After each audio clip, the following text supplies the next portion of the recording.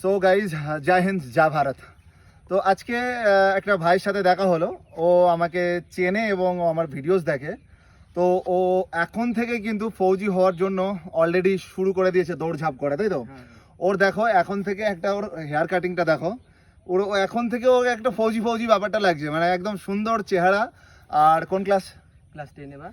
আচ্ছা, ক্লাস 10। ও এখনো মাধ্যমিক দেয়নি, ও এখন থেকে কিন্তু রেডি হয়ে গেছে। তো সমস্ত ভাই বোনদেরকে একটাই কথা বলবো, যারা মাধ্যমিক দেবে বা মাধ্যমিক দিয়ে দিয়েছো, যাদের এখনো পর্যন্ত এজ হয়নি, তাদেরকে বলবো তারা মাঠে আসো, দৌড়াদৌড়ি করো, পড়াশোনাও করো।